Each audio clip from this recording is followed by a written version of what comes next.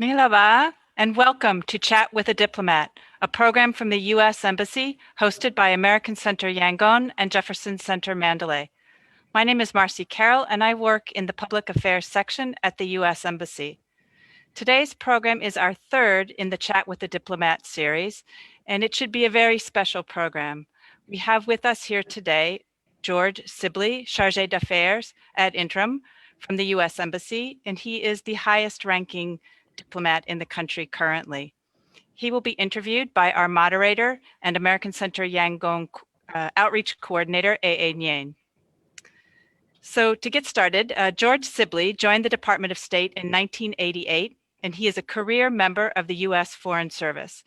He assumed his duties as Deputy Chief of Mission in July 2017 at the U.S. Embassy in Yangon. Then in May, this past May, he assumed the title Chargé d'Affaires ad interim after the departure of the then Ambassador Marcial. Previous to his assignment here in Myanmar, George Sibley has served in Iraq and in both Calcutta and New Delhi in India, and several positions in Washington, D.C. as well. But you're going to hear a lot more about that in our program, so I will turn it over to our moderator, A.A. Nguyen, to get us started. Thank you, Marcy. Welcome, CDA Sibley. Mingalaba, sir.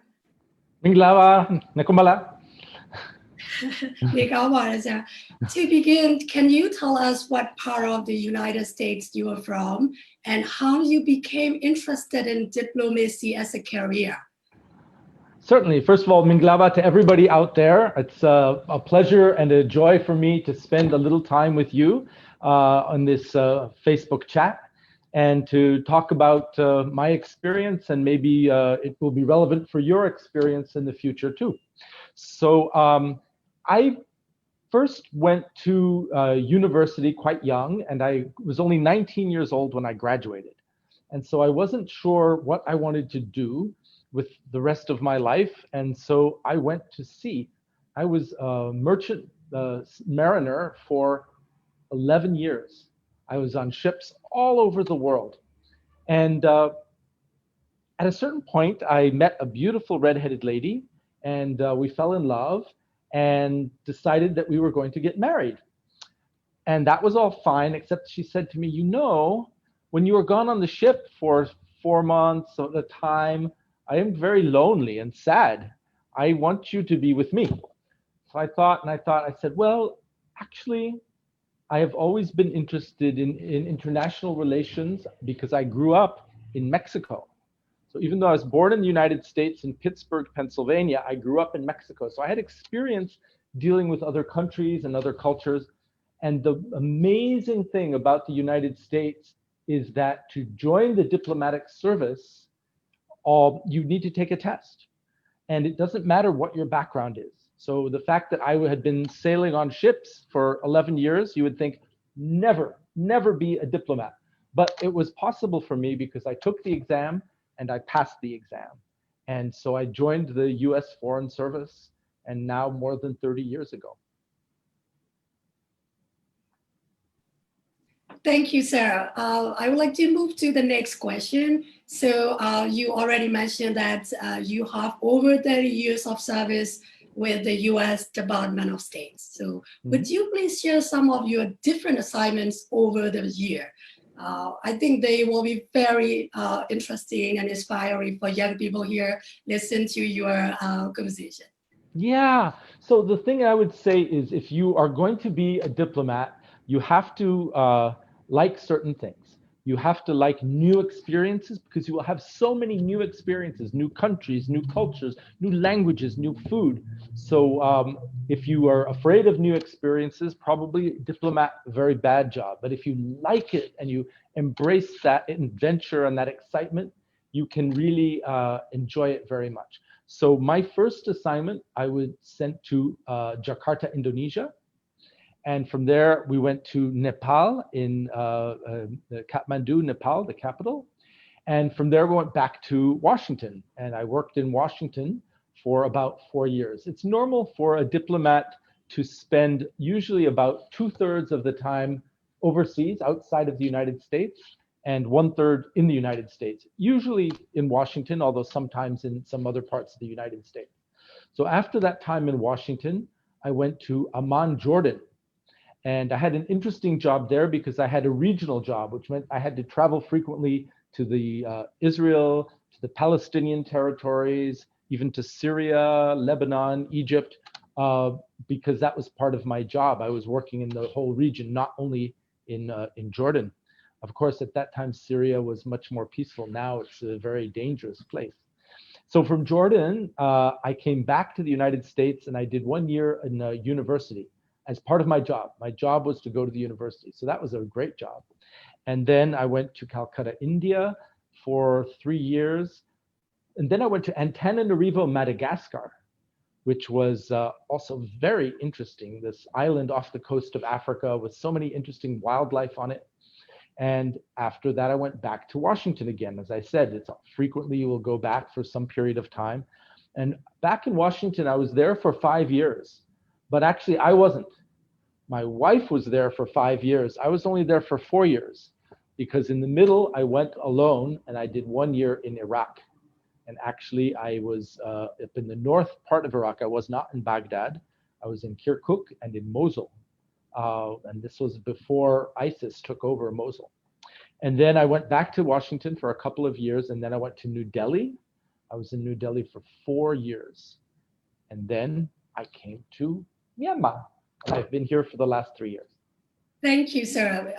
Very much experience you have, and also it's a good chance for you to travel again as a diplomat. So, and you love traveling, and then your career as a diplomat is also somehow related to traveling too, and it's very much with your hobby, interest, and also your career. You're very lucky, sir. I'm very lucky. I thank you. And I think you mentioned about different assignments over the 30 years. And also, I think our Facebook audience will be so interested in hearing more about what is the most challenging aspect of your work as a diplomat. Mm-hmm. And as well as there will be the most rewarding part as well.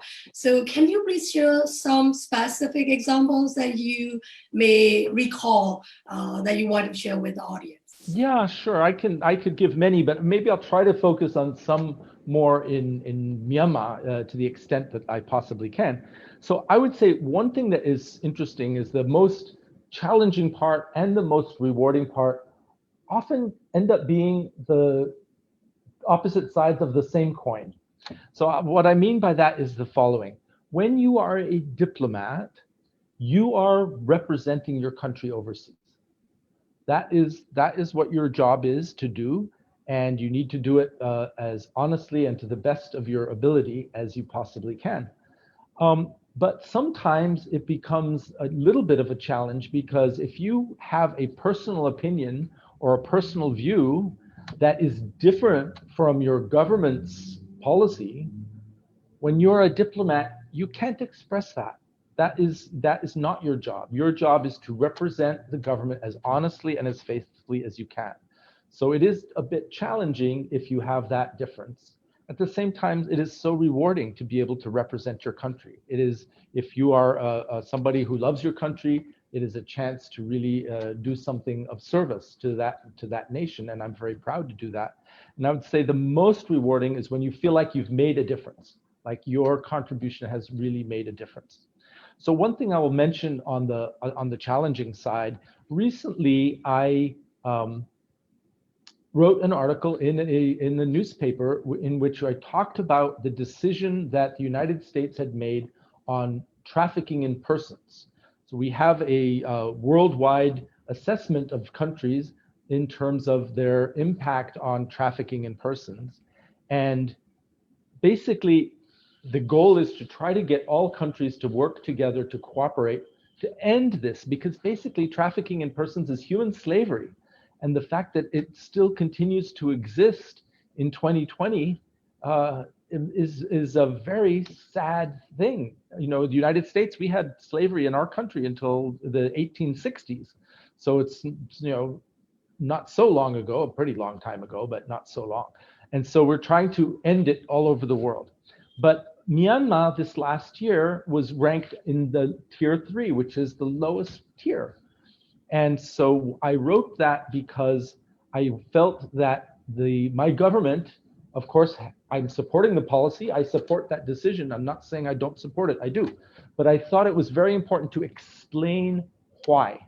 And the reason I thought it was very important to explain why is that we felt that Myanmar had made a lot of progress, very important progress this past year in terms of passing laws, in terms of rescuing some people who were trafficked, in terms of putting more police out to try to end that practice, trying to get back some of the mostly women who were trafficked into China. You know, some of the stories of the women in China are so sad, so sad. They think they're going either for a job or to get married, but in fact, in a few cases, they put them in cages and they're just to make babies. And after they have the baby, then they let them go and they can come back. Awful, awful stories. So we felt like Myanmar had really accomplished a lot. And so I wanted to write the article to explain to the people of Myanmar that we did recognize that they had accomplished a lot, but really it was one thing that held them back in terms of that ranking. And that was the fact that, and I will say that Tatmadaw has done much better in terms of stopping to recruit as soldiers, children as soldiers. A few years ago, that was a huge problem. Many children were recruited as soldiers. Now, they're doing much better, the Tatmadaw.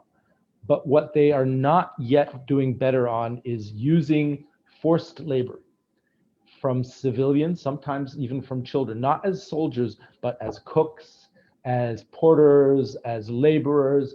And so they will go into a place and force people to work for them, for their camp and for their travel. And so that was really the reason why Myanmar, even though they made so much progress in many ways, that was the one reason why it stayed on tier 3. So I felt it was important to explain that, because just saying, oh, tier 3 without any explanation isn't really fair to Myanmar to not recognize the important change they've made. So that's a very long explanation, but that gives you a sense of the challenge, right? To try to explain US policy when it might be difficult to explain. As far as the rewarding part, there's just so many examples. You know, when the United States has made a positive change, or more honestly, has helped another country to do it, because, you know, for the Myanmar to change, it has to be the people of Myanmar who will make those changes. You know, the United States isn't going to make the change. The United States can support and help and really be a true friend to Myanmar as Myanmar goes down that path. But if there's going to be change, it has to be by the people of Myanmar. So one of the things that's really amazing is, for example, malaria. Malaria, just even 10 years ago, was such a big problem in Myanmar. And yet, over the last 10 years, it's gotten less and less and less. I'm not saying there's no malaria. There still is a small amount, but there's hope that malaria could be eradicated completely in Myanmar. That would be such an amazing thing. And so the United States has helped Myanmar do that, and we are very proud and very happy, because that means less human suffering. And if we can do something to help there be less suffering, less illness, less pain, this is such a good thing, and it will make we feel good, and our friends and partners in Myanmar also feel good. Thank you, sir. It's very insightful. And here I would like to mention to our Facebook audience. So as Marcy already explained, we will have question and answer session later part of this program. And also please leave your questions or comments at American Center Yangon or Jefferson Center Mandalay Facebook page, and also CDA Sibley. He will answer your question at Q&A. So I would like to move to the next question, sir. That is also. I just want to say one thing on that. Thank you, sir. Yes. I'll take really hard questions. So feel free to ask a really tough question. That's okay. Yes, thank you. I think they will love that. And the next question is also, everyone wanted to know why you choose to come to Myanmar. What kind of inspiration that you have to choose Myanmar?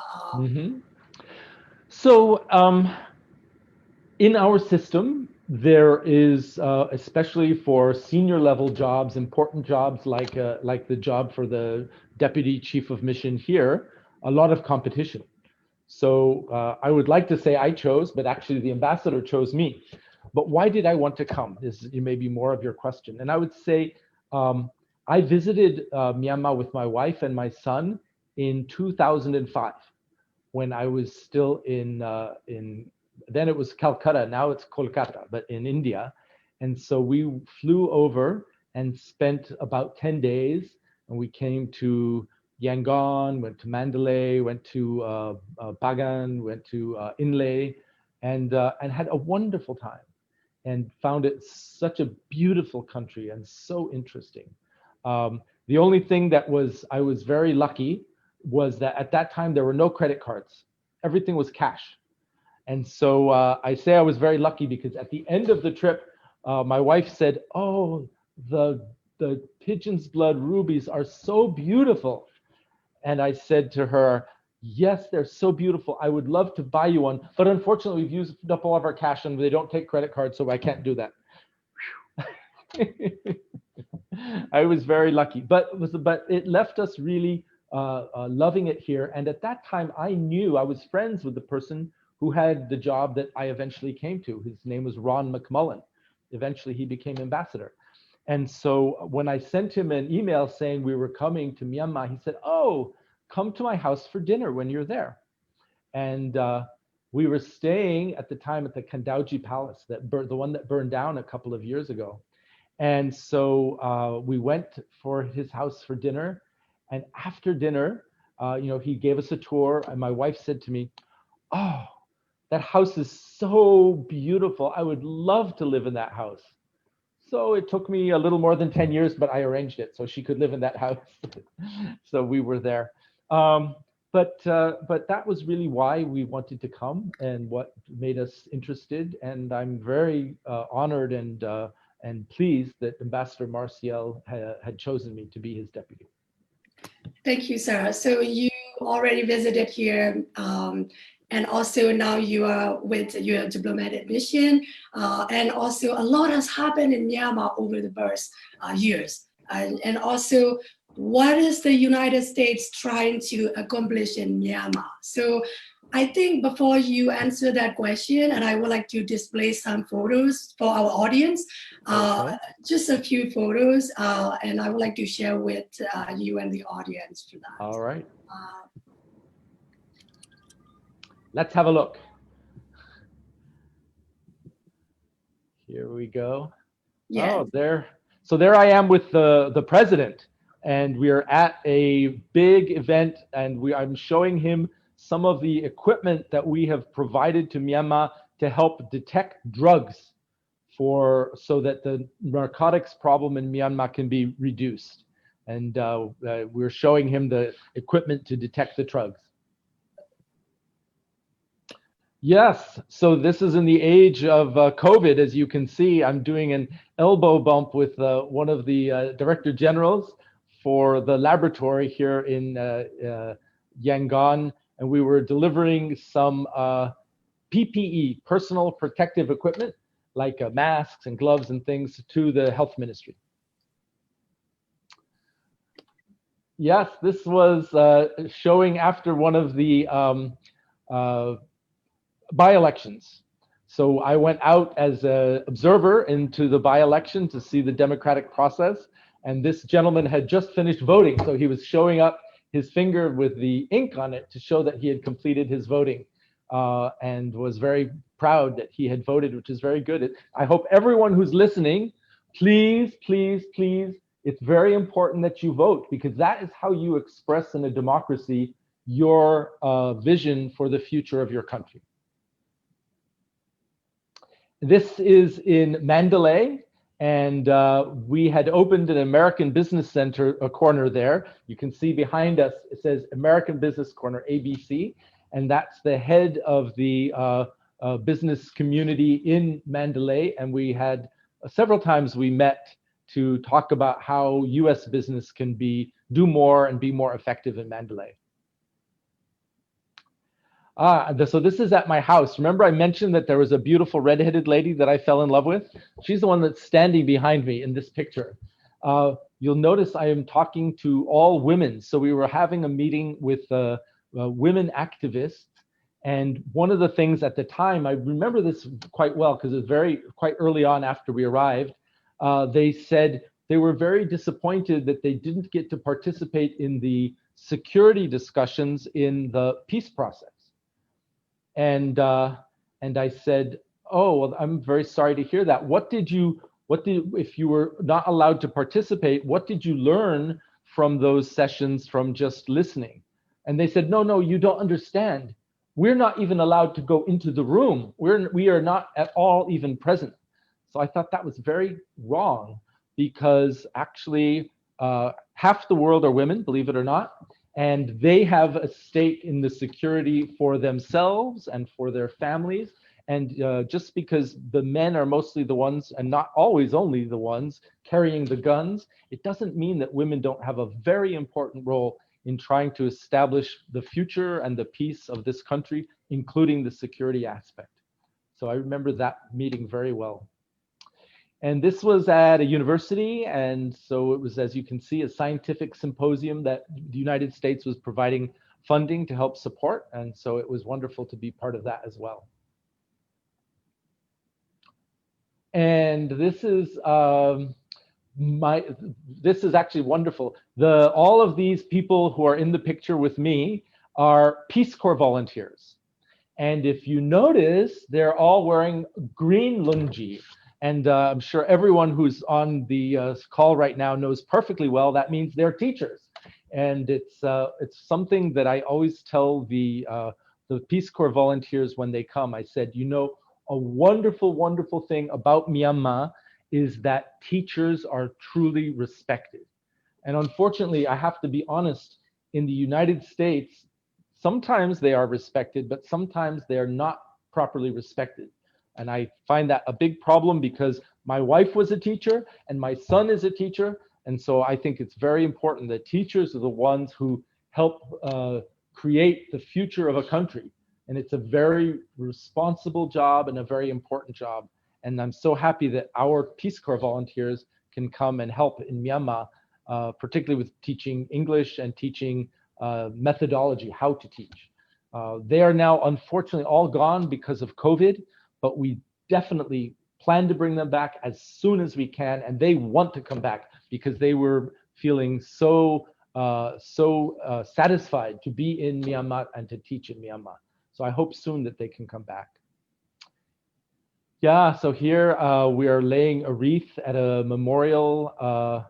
This one was not the one, I don't think, for the Martyrs' Day. The Martyrs' Day one was different and the wreath was bigger, but I think it was at one of the World War II ceremonies, yeah. And this was a wonderful experience. You can see I'm very formally dressed there. We went out into the Hamanti Wildlife Reserve, and we have provided some assistance in terms of identifying wildlife and preserving endangered species and setting up cameras that at night capture the animals when they move. So if you see the picture on the upper right, you see the guy has the laptop in his lap and he's looking and he's getting the download from the cameras, and you can just about see that there's a wildcat. I don't think it's a tiger, but maybe it's some kind of a wildcat in the picture that was caught by the camera trap. It was very interesting. We were way out in the middle of the jungle when that picture was taken. I think that's it. Yes. Okay. Yes, sir. That's the only the photos that I would like to share. And also the question is about what is the United States trying to accomplish in Myanmar? Yeah. So, you know, sometimes people have asked me, is it true that the United States has a secret plan for Myanmar? And my answer is, yes, it's true, except for one thing. It's not secret. It's very open, very transparent. And in fact, people who come to the embassy, we have it even written down on a poster that anybody can see. So it's very as I say, very transparent.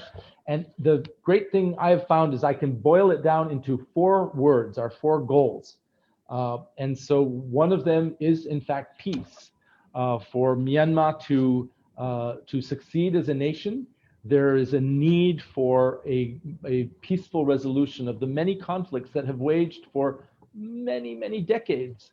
So the United States supports peace for Myanmar. They also support democracy. And this is a very great opportunity, and it's kind of linked with peace and democracy, because it will allow a government in Myanmar that represents the will of the people. That's the goal of a democracy, right? In a dictatorship, the government is by the will of the dictator, not the people. But in a democracy, it's the voice of the people expressed through their representatives who decides what is done and how things are carried out. In Myanmar, the democracy is a little limited by the constitution, because not all of the members of parliament, for example, are elected. So they're not all representing the will of the people, although about 75% are representing. So that's it. So peace and democracy. The third one is prosperity. And that, I would say, as we look at Myanmar, we think it's really kind of a shame, because at the time of independence, Myanmar was probably the wealthiest country in Southeast Asia. And for very good reason. Lots of natural resources, very talented people. But unfortunately, if your economy is not managed properly, you will lose ground. And so under the socialist policies of the military dictatorship, sadly, Myanmar went backwards. And now it is one of the poorest countries in Southeast Asia, and it should not be. Myanmar should not be a poor country. It should be a rich country. And so to the extent that we can help and support and try to suggest policies that will help Myanmar to grow its economy and to become more prosperous, that is our third goal, prosperity. And the fourth one is friendship. And that goal, I think, is sort of what we're doing now, right? To the extent possible, to have a connection with you of understanding in both directions. So for the people of Myanmar to understand the United States and the people of the United States, and also for the people of the United States to understand the people of Myanmar, and to have a friendship, to have a connection. And for that reason, we have scholarships, we have visitors programs, we have programs when the American Center is open in Jefferson Center in Mandalay. We invite people to come in, use our facilities, get to know us, get to know what we're doing, what we're about, and strengthen that friendship between our two peoples. So 4 simple words: peace, democracy, prosperity, friendship. That's what we're about. Thank you, Sarah. And I think very interesting, because so now we already you already share the political perspective and also your experience as a diplomat. And also the next one I would like to ask about the cultural experience. So can you please share any memorable cultural experience, probably here in Myanmar or any other previous assignments that you had? Sure. So, one of the wonderful things about traveling the world is to get to know other countries, their important monuments, their cultural traditions. And so I've enjoyed that very much. So in Myanmar, I would certainly mention food. I think you have a slide of me looking at some food, if I'm not mistaken. Yes, I have a very particular photo that I would like to share with our audience. Here we go. So I've loved trying all the different food in Myanmar, and that's to me one of the wonderful things about the diversity of Myanmar, because there are different cuisines within the country that are, shan noodles or different elements. Certainly, I love mohinga, and today we even sang a song in praise of mohinga with my wife, some of the salads, tea leaf salad, pennywort salad, ginger salad. I love all of those salads. So there are the chance to try different foods is definitely for me a wonderful cultural experience.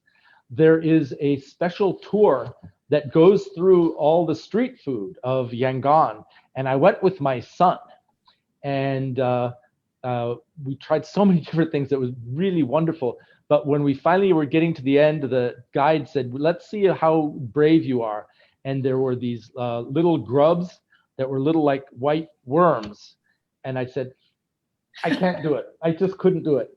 And so my son said, I'm going to show you. And so he ate you don't eat it raw, they fry it, right? But we saw it alive and then they fried it. Yes. So I was feeling very embarrassed. So then the next thing was fried crickets. And I said, no problem, I'll eat the crickets. So I was the one who ate the first cricket. But and they were good, quite delicious, I will say. But so that's on food. But the other thing, some of the cultural things, many times we have had visitors come to Myanmar, senior visitors from Washington, and usually they want to have a cultural experience. And the most normal one that we will do is to go to Shwedagon, because that's the iconic image of Yangon is the Shwedagon. And I always volunteer to go, because every time I've gone to the Shwedagon, I have seen something new and something different, because there is so much to see there, so much going on in the people, in seeing the people that are there who are paying their devotion to the Lord Buddha, and so many different structures. So I've always loved to go to Shwedagon, and at different times of the day. If you go in the morning, it looks one way. If you go in the night, it looks a different way. If you go during the rains of the monsoon, it looks one way. If you go in the winter and the sun, it looks different. So it's always a different character and a different feeling, and it's wonderful to go there. So that's the other cultural thing. And then finally, I will mention I think it's called the Pawai. Is that correct? Wine, yes. Pawai, exactly. Yeah. The circular drum. The first time I saw somebody performing on the Pawai, I was so amazed. And the fact that somebody can learn to play like this, circle, and make such beautiful sounds was just amazing to me. So that was another a musical cultural experience that I will always remember. Thank you, sir.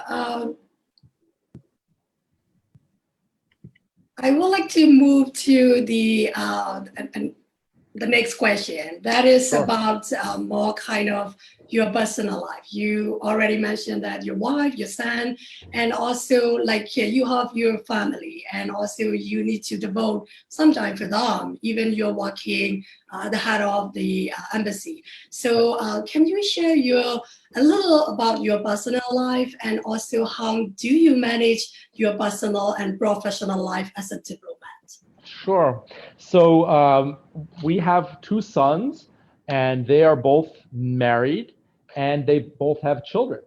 And one of the things that my wife was always a bit sad is that she had only sons, because she always actually wanted daughters, because she always had a saying, a son is a son until he takes his wife, a daughter is a daughter for all of her life. All right. I don't know if that's true or not, but she thinks it's true. So, but anyway, so she's very happy because our older son has two daughters. So we have two granddaughters, and our younger son has one daughter. So we actually have three granddaughters altogether. And it's a bit sad because of COVID and being so far away. We haven't seen them in a long time, but actually we see them every week because we go on Skype and we see them on Skype, and we sing to them, and they do funny things all the time. And then sometimes they get hungry and cry a little bit because they're very little. So that's how we stay connected to them. But other than that, in the personal time, we love to go out to eat. So food is a big part of our life. We like to do puzzles. That's also fun. When the weather's nice, we like to go kayaking on Inya Lake. We have two kayaks, although I have sold them to my successor so that now she can go kayaking on her free time. And sometimes doing exercise or going for a run or something like that is good to stay in shape and to try to keep your strength up and your energy up. So that's, about all. We love to travel. So when we go on vacation, we'll go different places. In November, just before, about 2 months before the COVID, my wife and I went to Norway. And we took a ship all up the coast of Norway, way up to the north, where it was actually dark. Well, let's say it wasn't dark. The sun never rose above the horizon.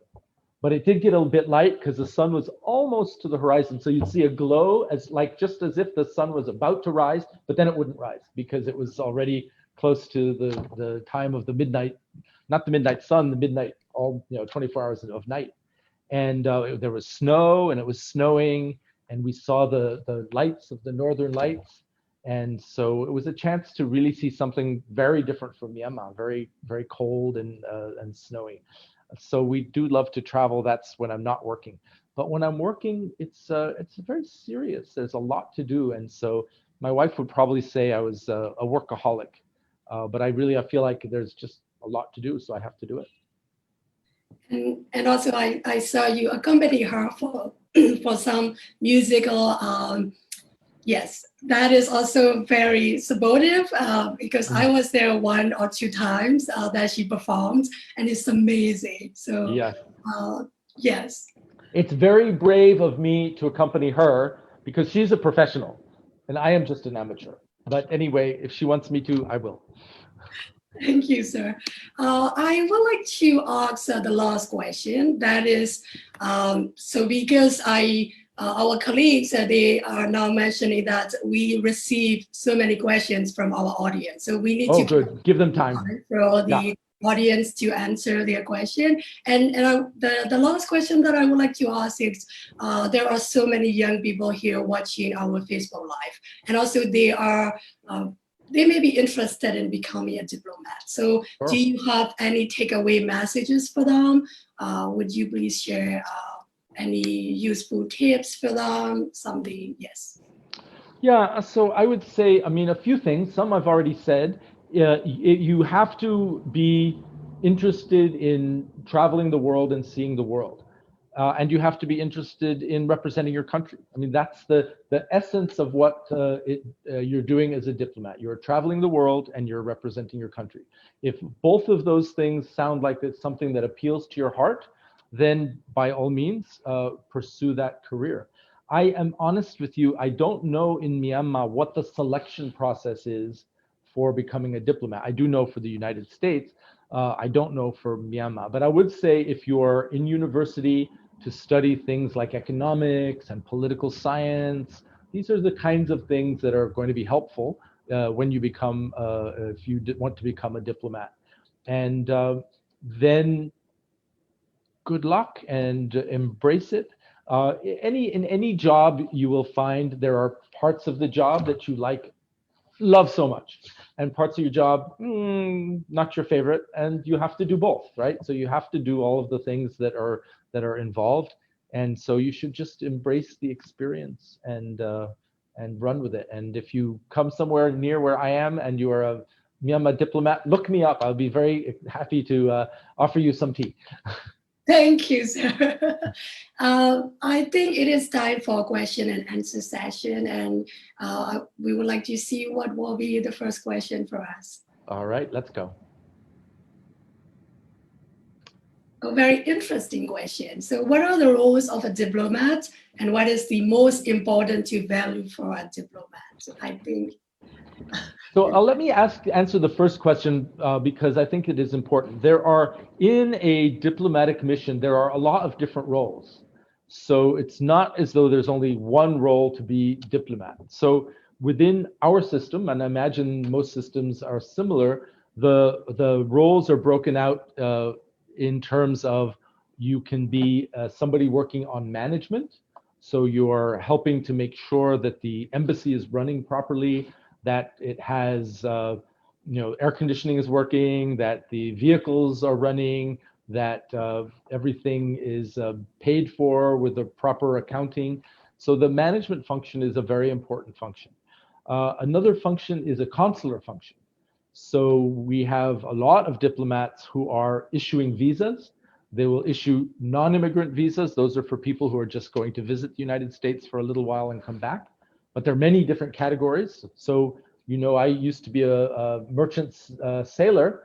We get many Burmese who are Myanmar people who are going to be sailors on ships and have to fly to the United States to catch their ship or fly back from the United States, so they get visas.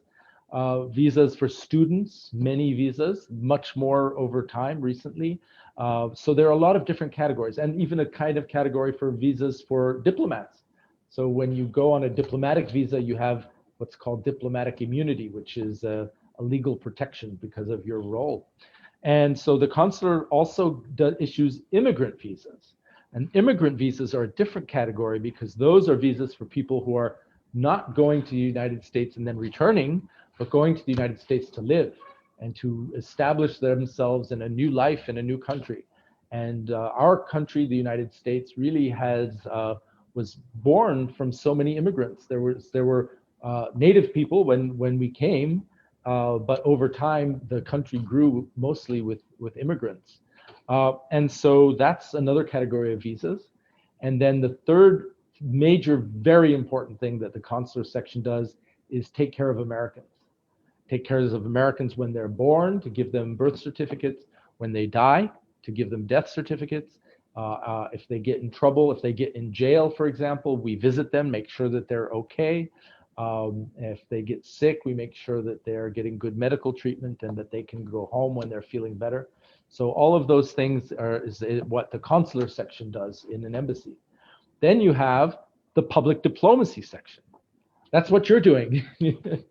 So in the public diplomacy, that's the people who are doing usually kind of two things. On the one hand, they're doing press. So when there's a press release or there's a op-ed being published or something to do with a public statement, they're managing the press and how the public voice of the embassy and of the United States is expressed in that country.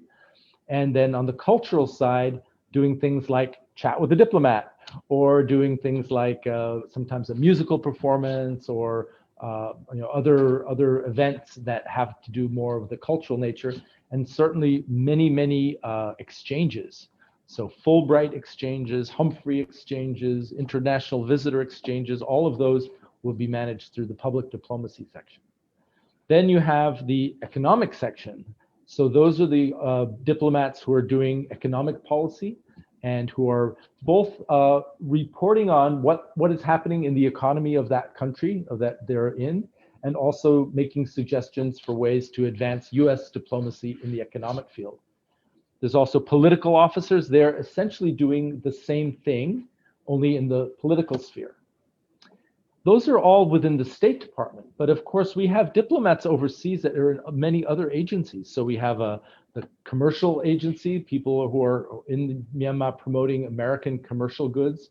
We have Foreign Agricultural Service promoting our agricultural goods and reporting on the agriculture in the country. We have USAID, which is huge in in Myanmar, which is doing development. So they're working with the government of Myanmar on improving health, on improving the economy, on improving governance, on improving human rights, so many different things that the USAID is doing. So the field of diplomacy is very broad. I guess that's my answer. When you ask what is a diplomat is many things. And the great thing when you get to be senior, as I am, is you have a position where you're kind of doing a little bit of all of them, because you're overseeing the whole embassy. So you're involved with all of those aspects. And for me, I love that. Some people like to just be in one thing and they don't want to do other things, but I like to do everything. So I'm very happy. Thank now, you. I think there's another question. What was the most important to value for a diplomat? Yes. So I guess I would say curiosity is hugely important, because if you're going to be going to many different countries and meeting many different people, you have to have that curiosity. You have to like working with different kinds of people and different kinds of places. And you should also have a strong sense of your own country, because you're representing your own country. So I think that's an important thing. And I would say one thing about representing your own country, it's very important to love your country and be proud of your country. but I think it's also important to try to be a little bit humble too, because every one of our countries, the United States and Myanmar, there are things that we could do better. There are things in our country, as much as we love it, that we also can say, well, this is great, but we need to improve, because all of our life is a kind of a struggle to improve. And so recognizing that, I think, is important. And as a diplomat, you can both help other countries and you can help your own country in the process of doing that. So it's a very noble profession, I would say. Thank you, sir. I think we would like to see what will be the next question for us. Let's do it. This is very interesting question. So yeah. What did you think about Myanmar and China relationship? Well, I would start off by saying one thing that is perhaps obvious, but I think is worth repeating. And that is, you can choose who your friends are, but you cannot choose who your neighbors are. Your neighbors, it's a fact of geography, who your country borders with. And it's important with your neighbors to try to have a good and friendly relationship. You don't want to have a bad relationship with your neighbors. You want to have a good relationship. So I think it's very important for Myanmar to try to have a good relationship with China. And so that's, I think some people may have misunderstood me a little bit when I wrote an article a few weeks ago talking about the relationship between Myanmar and China, that I thought there should be a bad relationship. No, not at all. What I was pointing out in that case was that as I've been here for 3 years and I've seen how the relationship between China and Myanmar has progressed, I see some very good things. But I have seen other cases where it does not seem like China is behaving like a good neighbor towards Myanmar. And that I find troubling.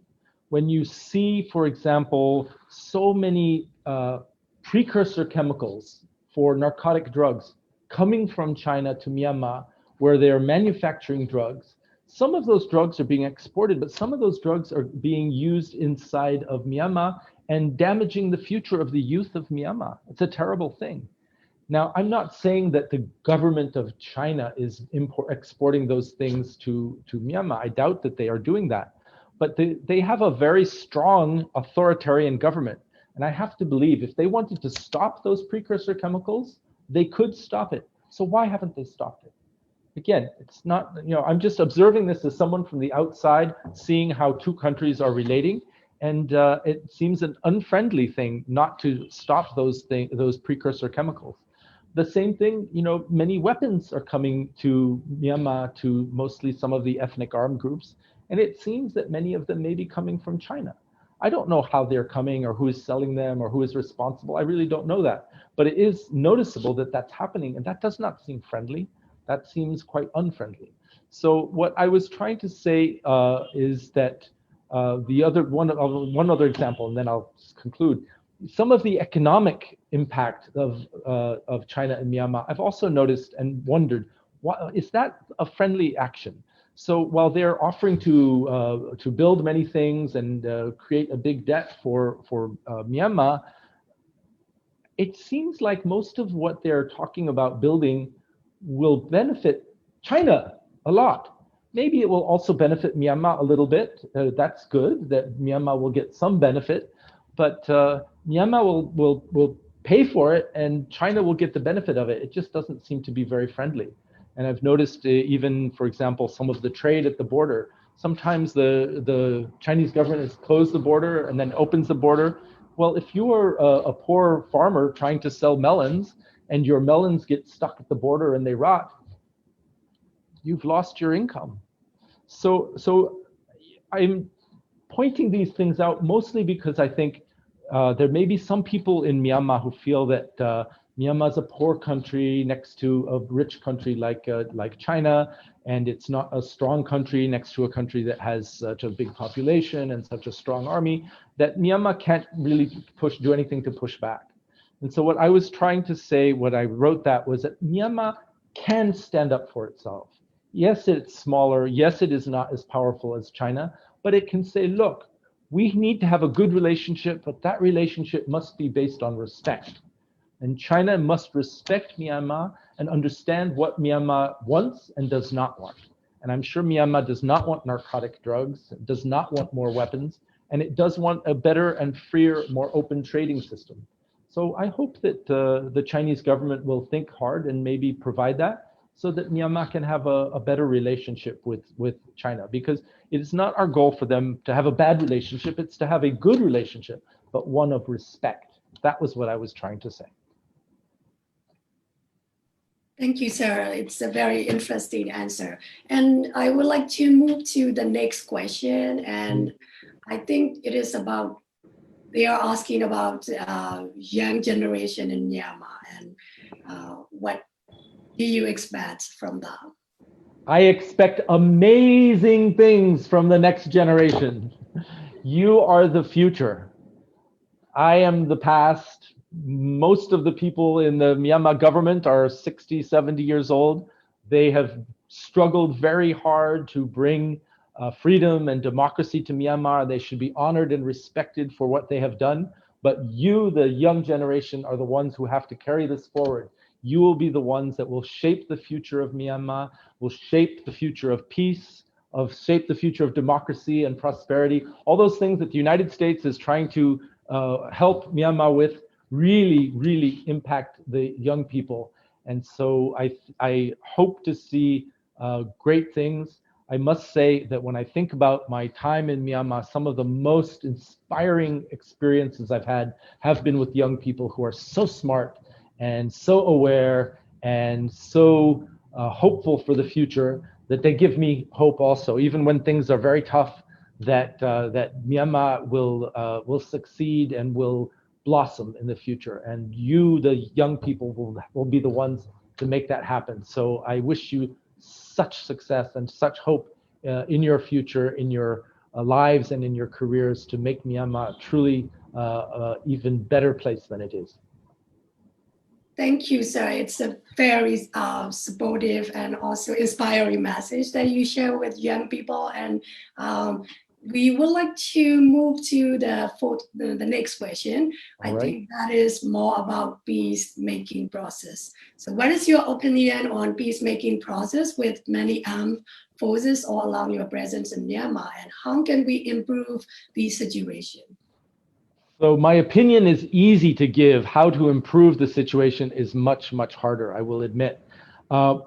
When I was just at the Union Peace Conference in Naypyidaw, and I think it's good to have a peace process, but the problem with the peace process in Myanmar, I will be very honest, there is a lot of process. There is not very much peace. You need it to be the other way around, less process and more peace. That would be better. So, but Myanmar, the people of Myanmar have suffered for so many years, and there is a desperate need for the future of this nation to find a way for all of the peoples to live together. And I will say, as an outsider, and so it's quite possible to think I'm completely wrong. I accept I may be completely wrong. But as an outsider, when I look at what one of the problems is in terms of achieving peace, I see that there is not a unified sense of what it means to be a citizen of Myanmar. I think the idea that citizenship should be based on 135 different ethnic nationalities is a formula to split Myanmar, not to bring it together.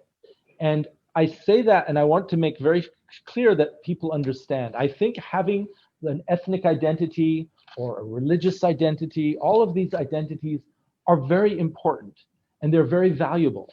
And if your ethnic group has a particular food or music or culture or dress, that should be honored and respected, not eliminated, right? So I'm not saying that there should be a common culture, but I should say in a country with many, many, many different ethnic cultures, there should still be one sense of a unitary identity of being Myanmar.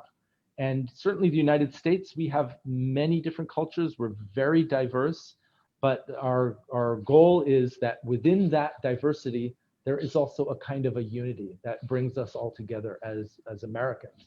And unfortunately, I think in Myanmar, too much emphasis has been made on those differences.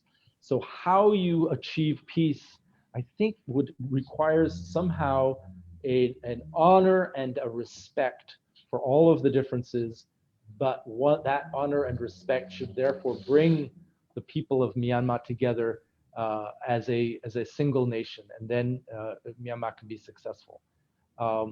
And it's not something that you can do by force of arms. That will not work. You cannot force people to be united. You have to entice them and make it attractive and make them want to be part of a unitary nation. If you do it by force of arms, you'll drive them further away and make them less willing. And so unfortunately, that tactic has been the most used tactic, much more than an attraction. It has been a compulsion. You cannot do it by compulsion. Thank you, sir. I think we have two more questions lining up. The next question is about the election. So I would like to know about your opinion on your general elections in coming November 2020. Yeah, so a very interesting thing. There are two very important elections happening within 1 week. The national election in Myanmar and the national election in the United States. So both of them will be very, very interesting to see. I think that, for Myanmar, it's a young democracy, and there will be, there'll be some hiccups. I would say, from what I understand, for example, the voters list, the first list that was put out apparently was missing a lot of names or had a lot of mistakes in it. I really hope that most of those things can be fixed by the second time they put out the voters list. But that is, of course, very important. In addition, with so much conflict in certain areas of Myanmar, it may become, for security reasons, difficult to hold elections there. That would make me very sad, because that is the opportunity for people to express their will through the democracy. And if they're not able to vote for reasons of security, it is a sad development if that occurs. I'm not going to predict the outcome, but I do hope that the outcome includes a big turnout. Sometimes people get complacent, they feel like their vote doesn't count, so they stay home and they don't vote.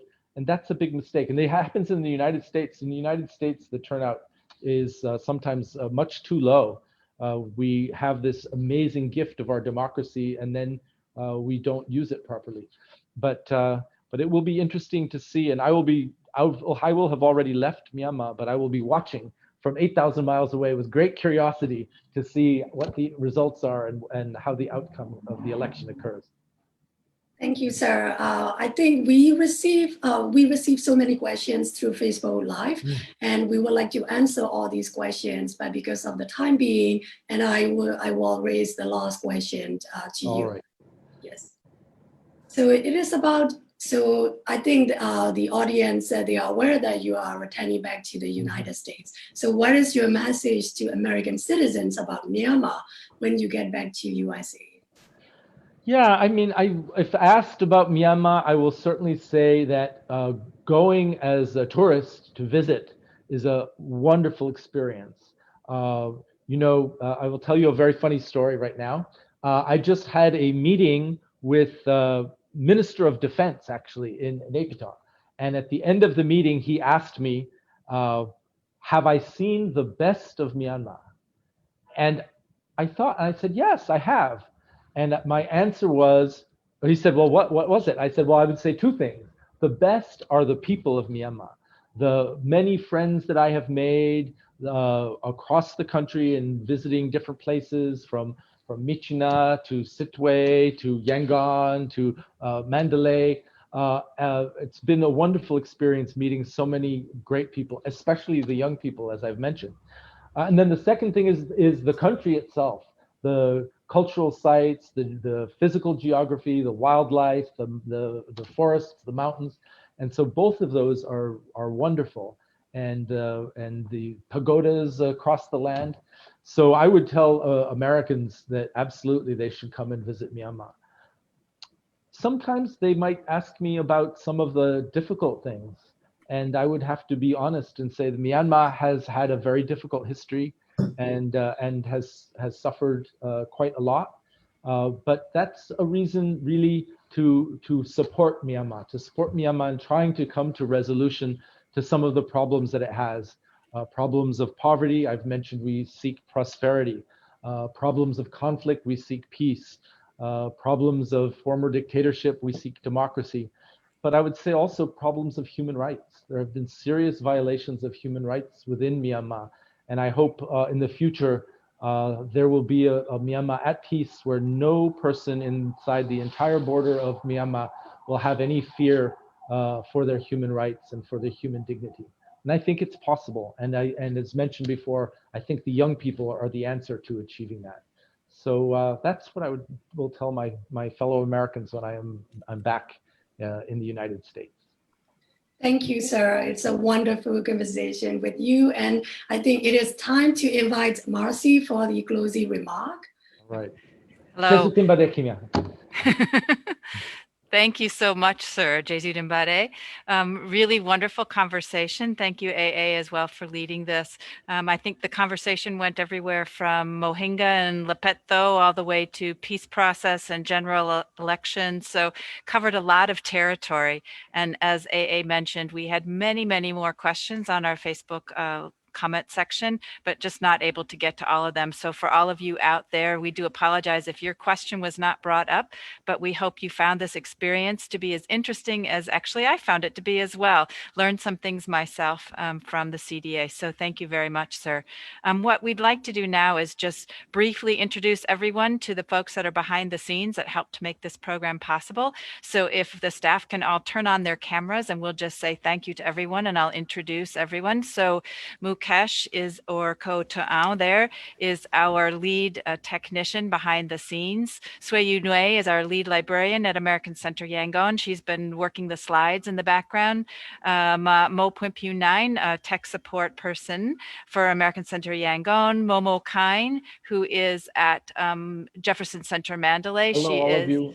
program coordinator. Win Ma-u, tech support for American Center Yangon. Aung Ja Thu, tech support for American Center Yangon. And Aurora, who does not have her photo on, she is at Jefferson Center Mandalay. And then finally, Koja Kine, American Center Yangon Library Director and leader of many people here in the room. So thank you so much for joining all of us. If we hopefully get a screenshot with everyone on there, and maybe we should do a peace process, thinking of peace, or else we're doing elections. So I'm not sure which we want to do. A lot of hand signals, but thank you very much, everyone, for joining us. And join us next time for Chat with a Diplomat. Not sure who our next guest will be, but we will have another guest. And stay tuned and stay safe, stay healthy. Thank you. Thank you. Bye-bye. Bye. Bye-bye.